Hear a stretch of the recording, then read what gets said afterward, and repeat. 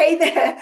Why am I laughing? Hey there. Thank you so much for joining me, Sarah Rutten, on the Kat Mak talk show. Why am I laughing? Because you know how I talk about everybody has a story and everyone has a story because the person that doesn't have a story has a story because they don't have a story? Well, we've been talking to Sarah about where we're from, what we do, and a little bit about our background. And Sarah, you have a story to tell as well. So I'm going to hand the mic over to Sarah that has a sensational dog puppy business that you're going to share with us in a sec. However, we're all made up of our past. So, Sarah, can you share with me what you just talked to me about? Where you come from, what your background is, and you know what? I'm going to ask you, why do you think you feel the way you feel? Oh my God, that's like opening a can of worms, that one. So where I'm from, so I'm Australian born, but don't have Australian blood. So my mum's Maltese and my dad is Dutch. They both migrated from their various countries as children, and their families happened to land in Sydney, and they ended up meeting on a blind date, actually. So Really? yeah, a blind date.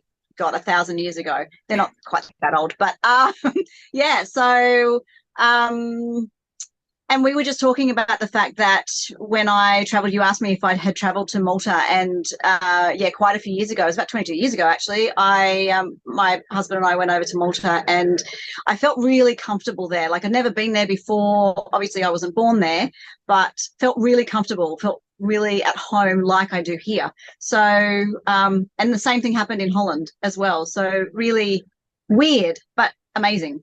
So I think there's something to be said about the energy you feel, whether it's innate DNA or whether it's, I don't know, something that has been drummed in us as kids, because my background is Greek and I've been to Malta as well. And Malta, I was saying earlier, is one of the world's best kept secrets. And I've Mm, just shared it to the world that Malta's I going to know. have more than, and now Malta's going to have more than 500 people in the country. It'll have 501. Um, Don't tell everyone.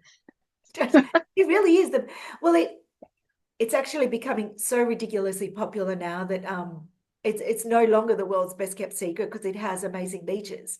Yeah. In any event, so here I'm plugging. No, I'm not a tourist person, but hey, if I can share something, yeah, go to Malta. Yes, the Blue Lagoon is blue, and yes, it was filmed there, and yes, it is all beautiful, and the bread is fantastic, and the pasticcis Yep. that will go where straight on your Yeah, gut. yeah, yeah. We were talking about the yeah, the The middle change section, there is and that. as a perimenopausal woman, you just can't seem to shift. Yeah, it goes straight there. Exactly. So, shifting the perimenopausal little belly that we have, and we just need to roll with the punches and continue moving. You're moving because you have your business. So let's talk about the canine stuff, which I know you have your books just behind. So I'd I love do. to see one of them a bit closer. That would be great if Yep. we grab I've got one. one here. Yeah, the canine perspective. Like, seriously, that's so cool. Like, it's so like we recently connected. I'm like, why don't I know this woman? She's in Australia. Why? How? Like, I love what you do. So share with us, and I know your dog is somewhere, unless he's Yeah, yeah. I've got three actually. So as you saw on the front, these are. Oh God, I'll try and make it so that it's in not a shining pug. through too What are much. their But yeah, so names? these are my three. So this is Callie. She's my heart dog. So she's Oh, turning 13 next month. Um, the black one on the end, that's Doug the pug. He's just turned 10. And this one's Harvey. He's 7.5. He was named after Harvey Specter on Suits just because he's cute and for no other reason. that So is yeah, so freaky yeah. because But I have a Harvey.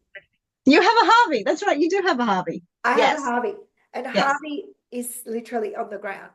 yes, yes. So Callie's sitting over. I'm living in a caravan at the moment. So Callie is on the other side of the she's a meter away. I was going to say the other side of the room. She's literally a meter away. And then Doug and the boys are here beside me at the moment, all having a little snooze in the air conditioning. So, So what um, is it? How did it come about? Like, this is what I want to know. Like, what's the jam? Go for it.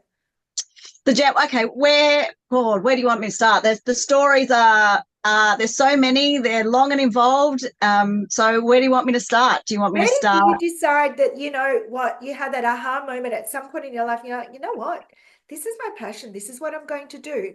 And where was that pivotal moment that you had that aha moment that you said, because there's a lot of women out there that are like, you know what? I hate what I'm doing. I hate my 9 to 5. Like I'm in the grime. I come home and I feel like crap and I feel exhausted. And there's so many, particularly after the age of 40, because they've done the full circle. They're like, no more. But they don't have the balls to take that next step. So Yeah, by you sharing a snippet of your story, it will empower others to go, you yeah, know what? If she can do it, I can do it. yeah. Okay, all right. So I was in my shit. How old am I now? Older than I can. 25. You Older look than I like a can. 25. I do not. So I'm true. 48. I'm Okay, 48. 30. Okay, Um, 30. You look like a 30. I'm 48. So about 20 years ago, I was in that not sure what I wanted to do. Didn't, had worked in real estate in sales support, had worked as a legal secretary, had worked supporting my dad in, he was a financial advisor and, in admin support in that role. Huh.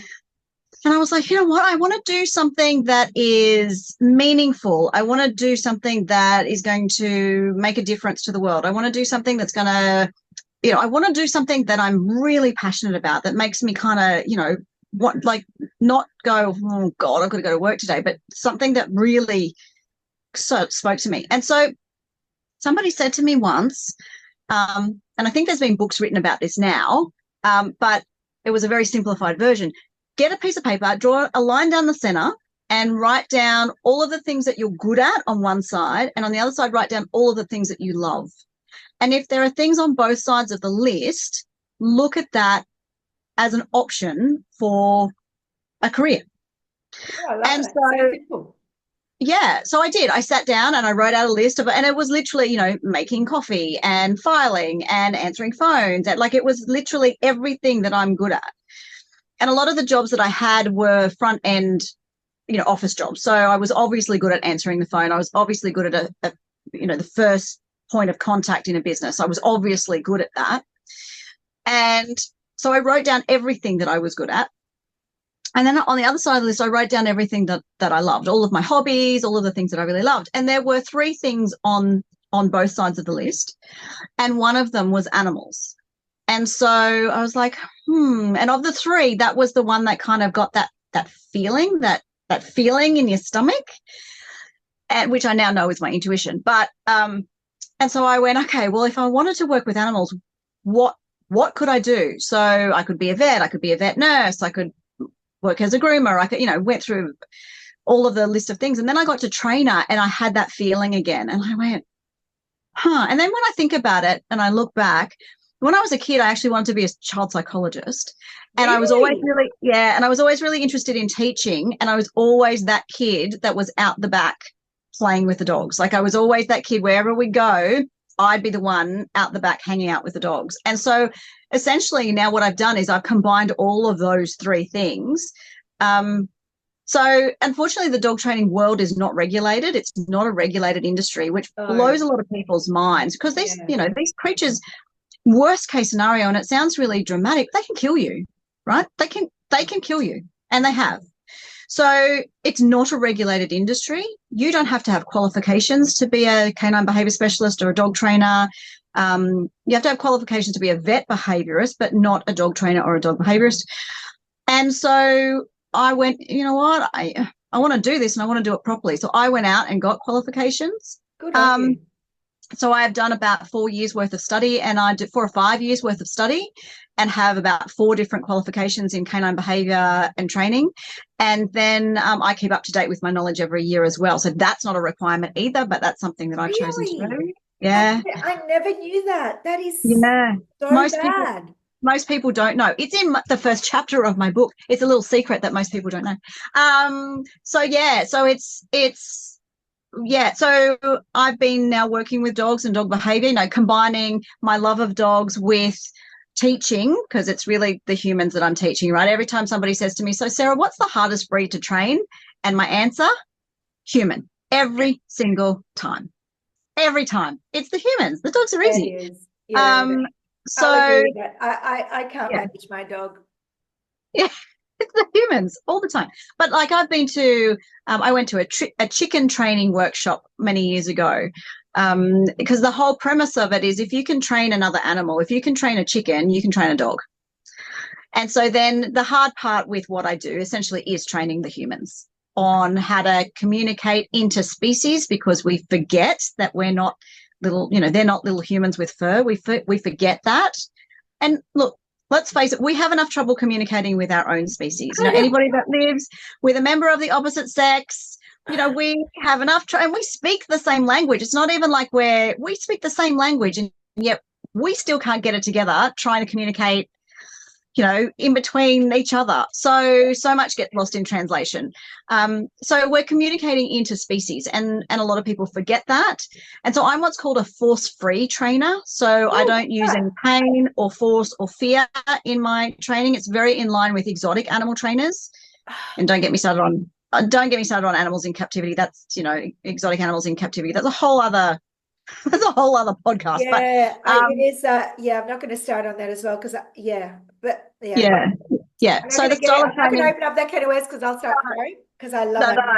no, no. So, but the style of training is very much in line with that, which is quite different to a lot of other trainers who are still all about dominance or about, making sure that you're the alpha and making sure that your dog is, knows that you're the leader and the boss. And so my style of training, it's much more dog led. It's much more about understanding the animal that you're working with, understanding, what your dog loves, what they hate, what stresses them, how they show you that you're stressed, I and love being able to that.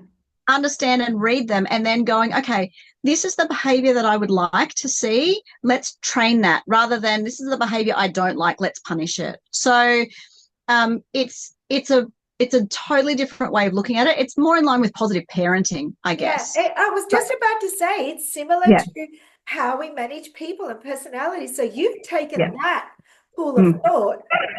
The principles remain the same. The product changes, which is the yeah, product is the animal. yeah. So, And wow, I can't claim it. Like there are that's many okay. force-free trainers out there that, and I've learnt from, some of the best of the best. So, but, it's my passion and I absolutely love it. And, these guys are passed out. They, No, they love, they love, it's similar to what I say about sales. People ask me, "Oh my God, Kat, you've been in sales all your life," because I have. I've been in mm, retail operations all my life, and they're like, "Well, how do you change from product to product?" I'm like, "The principles remain the same. The product changes. That's all mm, it is." yeah, And again, I'm not going to own it. It's something that I learned at a mm, very, very young age. So it's a similarly to what you do. Can I ask you, do you do them physically or do you do it online as well? How does it work? both, both. Wow. Okay. So Yeah, I can yeah, access you online and you can teach me how to help yeah. my Harvey. Yeah, absolutely. Yeah, because the education happens with the human, right? So it's harder online, obviously, because it's a Yeah. lot easier if I go, let me show you how to do it. And then I say, okay, now I'd like to see how you go. And then I coach. And then, so that I know that the human has actually understood exactly what's expected. So it's harder online, but it's Yeah. still able to be done. But, my favorite part, somebody asked me once, what's the favorite part about what you do? And my favorite part is seeing that light bulb go on for both species. So when the dog goes, oh my God, now I understand what you're talking about. And when the human goes, oh my God, now I can actually communicate with you.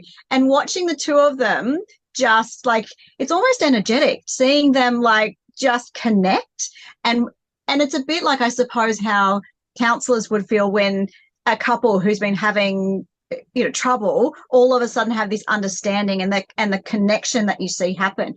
And I get to see that all the time with guardians and their dogs when they all of a sudden kind of understand each other, and it's so beautiful. It's And so the beautiful. penny drops. So can I just quickly ask you, because I'm visualizing everything that you're saying. So you have me and I have Harvey. What mannerisms do the dogs do? Do they like go bing? Do they sometimes, because dogs, their eyes change. So what do their body changes? Like what are mannerisms of that aha moment? I'm just curious. It's, I don't know whether it's necessarily a mannerism. It's almost just like I mean, I do work quite intuitively with the dog. So sometimes I can just feel the shift in them, like the shift in their energy, or like I can just, where, and particularly working with a force-free technique, you see them kind of engage rather than disengage. So you see them, either move towards their guardian, or all of a sudden their tail, might suddenly start to move quicker, or there's a lightness about them that they kind of go, okay, now I get it. Now I get it. Yeah, so that's a really and I've never been asked that question before. That's a really super interesting question. I might have to take a little more notice, and it might be very individual because I just go kind of by feeling. Yeah. And also I can see that, oh, okay, your dog gets it because they've repeated that behavior, so they understand now what it is that you're after. But yeah, I'll have to take specific notice of their body language changes. That could be quite interesting. So where are you headed? Where are you headed? What next? Like, because obviously businesses shift, people change, your vision might change. So I'm just looking at Mm. your demeanor and your books, and I'm like, one, I really love the title of your book, and I'd ask you how you got the title. Love to know Mm-hmm. that. And where to next? Like, where are we at? Okay, so the title of my book, which is The Canine Perspective Using Force-Free Methods to Unleash Your Dog's Potential, um, is actually Potential. potential, yeah, is actually my business name is called The Canine Perspective. So Okay. I've just used that as my business name. And Unleash Your Dog's Potential is actually the tagline of my business. So we just added the using force-free methods bit to kind of keep the continuity. Yeah. And So it worked really well. Um, you know, to to answer your question, but to add a little bit more into the story, because I know that you love stories. yes, and that's what I want to And hear. yeah, so to add a little bit more before I get to where I'm going, am I able to share where I've been the last 3 years? Heck yeah. Okay, good, because it often comes, to the point where how did I get to the point of writing the book? Yeah. So Okay. yeah, so 3 years ago I got very ill, and I had to take time off work. So when I say I had to take time off work, I actually had to stop working Yeah. completely. Yeah. And when you're working your passion, and it's such a big part of your life, and it's such a big part of your identity, and then you have to stop, there is this grieving process that you go through, because not only are you trying to heal yourself, but you're also then struggling with the fact that this identity of who you were is no longer. That's And correct. so Wow. doctors didn't know what was wrong with me after a multitude of tests and spending tens of thousands of dollars and being misdiagnosed multiple times, being put in a psychiatric hospital. And Without your passion and no income, because you are the income. well, my husband, he brings in an income as well, so we did still have income, but we're fighting with an insurance company at the moment over my income protection. That's a whole other story. Wow. But anyway, eventually I received a diagnosis of mold illness. So we had mold in our house that we didn't know about, and I had become really ill from mold illness. And so that, because of the misdiagnosis, what then transpired was, what the stuff that happens when you're misdiagnosed, and then having to backtrack, and it all just took so long to end up getting my health back on track. But I was so sick that I just didn't want to be here anymore. Wow. And my life felt really, really meaningless. And I didn't obviously do anything, but there were times when I was just like, I don't know how, I don't know if I'm ever going to be well. I don't know if I'm ever going to get over this. And I was so unwell that, like, I couldn't drive. I couldn't stand for long periods of time. If I went for a 10-minute walk, I was exhausted. And, so I wasn't quite bedridden, but I was definitely, I spent a lot of time, thankfully, it was winter time. I spent a lot of time in the sun. I had, unfortunately, and this is what happens when you're really good at hiding how you I was feel. just about to say that. I was just about to say the reason why you continued walking and you Mm, continued at it is because you have such strength, and I can see it. I'm like, she just kept on going. yeah, In the yeah, pain, she just yeah, kept on going. yeah. So I had a lot of people who said to me, you look amazing. And, because I was tanned, and that was because I was spending a lot of time in the sun, because there wasn't much else that I can do. And thankfully it was during winter, so it wasn't like I was, burning myself to Yeah. a crisp. But it was so hard to be that incapacitated, and I felt handicapped. And I don't, that's not to take away from people who, do have illnesses, who do have health stuff going on. That's no disrespect to anybody who's struggling with other stuff. But to go from being really healthy and having a business that was really successful, where I was making good income and, doing 7 classes a week and seeing 15 clients a week, and my life was full and I was vibrant, and to slowly get sicker and sicker and sicker, to the point where I couldn't even drive. Wow. And to leave the house was exhausting. To walk 10 minutes was exhausting. So I ended up, when we eventually found out what was going on, and we How found, long did that take? I'm just curious. it took, I reckon, about 2 years to find it. And the reason why we didn't find it was because mold actually is not, like, when we think of mold, we think of black mold, right? We go, yes, we all know what mold looks like, but mold actually comes in a multitude of colors, and one of them is clear. Yeah. This And I that was know. Yeah. the mold we had in our house. And Wow. we had a building biologist come in and have a look, and she came out after she'd actually done an inspection of our house. She came out and she was so, like, almost grey. And I was like, did you find something? And she went, your house is full of it. And I was like, what? And she said, your house is full of mold. And the only reason, the way that she found it, was using a black light. And it was all over the walls. It was all over the ceiling. It was all over the furniture. It was everywhere. It was Wow. everywhere. And so, I mean, I was grateful that we now knew why, but, and our house has been, like, we've done so much remediation to the house. And what we found, so we had the main bedroom kind of stripped out, all of the plaster ripped off all the walls and the ceiling to replace that, removed all the carpets. What we found when we stripped it all out was that in the wardrobes, there was a gap that hadn't been sealed by the builder. And so everything from the roof cavity, was actually coming into our wardrobe. And that in itself was then coming into the air in the bedroom. And that was happening in each one of the bedrooms. So the mold was getting on, yeah. So the mold was getting onto the clothes, but it was then coming into the room and then circulating throughout the house. So anyway, we sealed all of that up. We painted the whole house in mold resistant paint. We had ducted air conditioning put in. Like, we ripped up the back deck. Like, we remodeled the whole house. Anyway, so there's no mold there now, which is awesome.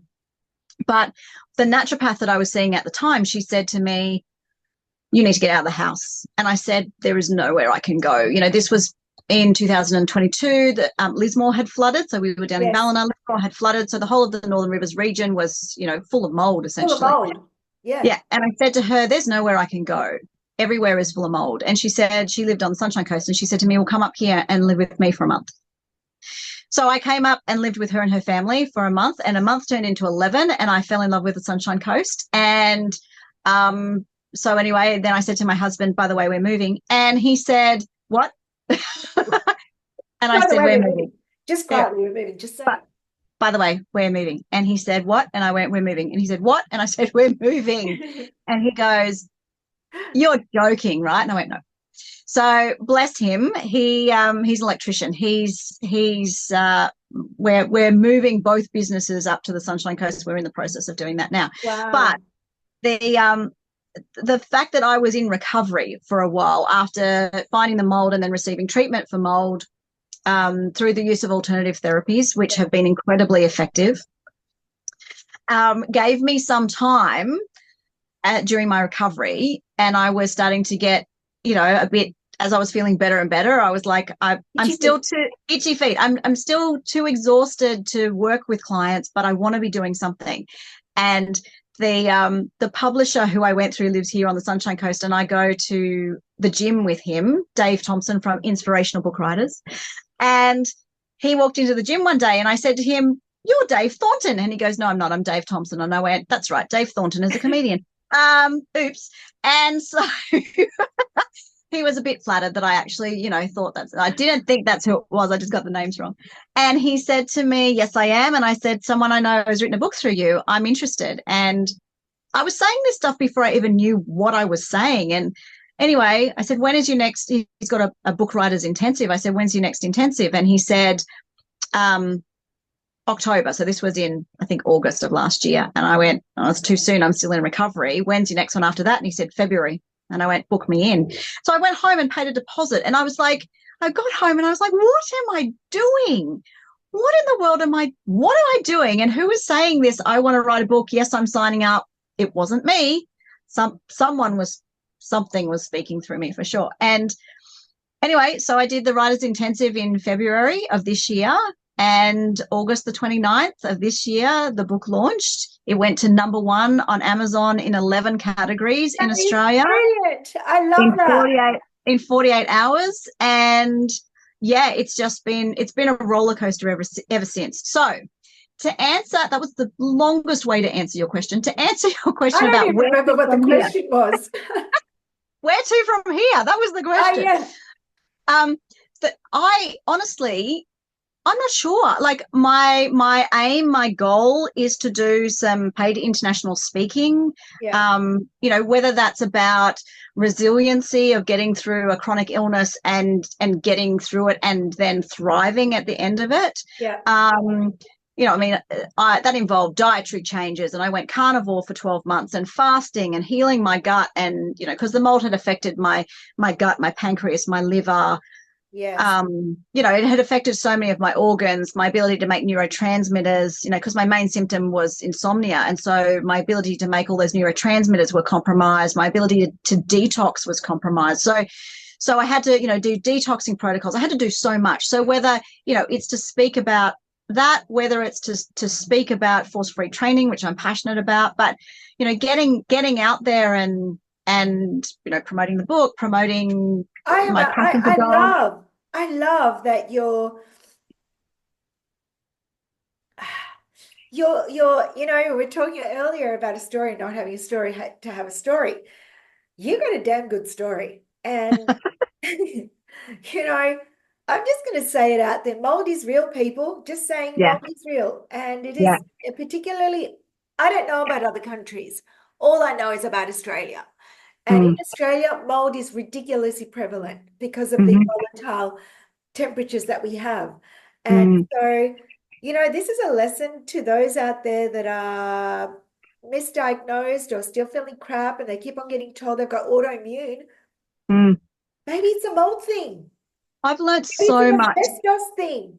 I know. I've learned so much about mold because the thing is, and I don't want to open yet another can of worms, but the thing is that because in America, they're actually more up with mold in America than what they are here in Australia. And so we don't know anywhere near as much about it in Australia. And people are very like, "Oh, it's just mold. I'll just clean it."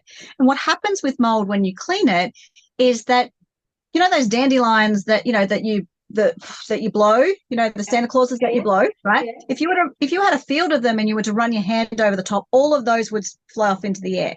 That's what happens with mold spores. This is what I've been told by mold specialists, right? So that's what happens with mold spores. So when you clean them, you basically, the spores go into the air and then you breathe them in. So we had a professional come in to clean our house before we did all the remediation because I didn't want to be in there to do the remediation. Right. So we had a professional come in and clean it, and he sectioned the house off with like plastic. He was in like a full Hazmat suit. hazmat suit, and he had air scrubbers that as he was cleaning, these air scrubbers sucked the air in to get it outside so that it That's was like insane. that's how bad that's what we were living in. It's no wonder I was so sick. So that's how bad it was, and we couldn't see it. That was the scary thing. And so when people go, oh, it's just a mold, I'll just clean it, like it's toxic. It's so toxic. It's so bad. And the symptoms that come from mold can be so wide and varied, from lung issues, breathing issues, asthma, gastrointestinal issues, mental health issues, rheumatoid arthritis issues, because it's inflammation, right? So it just creates inflammation in the whole body, and people will present that in various different ways. And so there's so many people out there, and my concern is for the people in the Northern Rivers region, especially Lismore, because there are still houses that are like, you can't go in them, but those mold spores, like my husband was talking to somebody who worked in Lismore, and not long after the floods, maybe it was 12 months after the floods, they did some testing inside a building where he worked. He had to move to Ballina, like his work, he had to move to Ballina because it was still too toxic in Lismore. But they tested inside the building, and then they tested the air outside the building, and the mold levels outside the building were higher than inside the building. That is a year scary. later. A year later. Wow. Like it's still, there are places that are condemned in Lismore still that are full of mold still. Like it's such bad news. So if you don't know, you don't know. So Absolutely. I'm glad you're sharing your story, because if you don't know, you don't know. And if you are feeling that there is something wrong, or there is something that in your gut, it's not, see, we're going around the same thing. In your gut, if it says it's not right, then it's not right. It is not right. So I have a question for you. If you were to look in the mirror at the former self of yourself, you're like a 15-year-old, 10-year-old, what would you tell this young lady girl? Oh God, there's so many things, because when I was 15, there were a whole lot of other things that I was going through with regards to puberty and boys, and problems with sisters and parents, and all of that kind of stuff. So I think, based on what you know now, what would you tell your younger self? Based on what I know now, I think I would tell her, you are way stronger and more resilient than you think you are. And I think I would tell her that it gets better. Yeah, I love that. It gets better. Yeah. And wait till you get into your late 40s, and then it really gets better. It gets, it's so true. It gets better. Yeah. Because I think you don't care quite so much about what people think, and you kind of, you step into something like what I'm finding as I get into my late 40s, headed towards 50. I'm really kind of stepping more into me. Yeah. And more into my authenticity, more into my power, more into my, that wise woman that just kind of goes, I'm not putting up with that shit anymore. No. And somebody said, actually, I actually flew to Sydney a couple of months ago and saw the Drew Barrymore show. Amazing. And Danny Minogue comes on, and she goes, you're not on that. And Drew's turning 50 this year. And she goes, welcome to the fifth level, to the fifth floor. And I'm like, I love that analogy. She goes, it starts at 50. And I'm like, it so does. Yeah. Yeah. So, I mean, there's other things that you have to contend with. Sure, life happens. I get it. I get it. We're all going to have that life happen. So the fact that you've had so many things with life happen, and you are continuing on with your passion in the realms of your capabilities, is what I love. Yeah. And that a lot of us do not, you're owning it, which is a good thing. So you're like, well, I can't do this. I'm physically not, but I've always wanted to write a book. Wear a sign on that. Like, what did I just do? That I'm going to take my hand.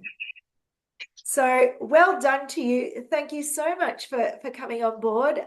I'm going to have all your links with regards to the canine perspective because I'm not going to decipher where perspective came from, but canine perspective, even that in itself, is exactly what you've just told me you do with your animals. Like it's Mm. not about the dog's perspective, it's about you, the people. I'm like, she's so right. Well, it's Why would actually it not be called anything else? it's about the people understanding things from the dog's point of view. That's correct. So Mm. thank you so much, Sarah. You have an awesome morning and awesome afternoon and evening, wherever it is you're coming from. Bye for now. Thank you. Thank you.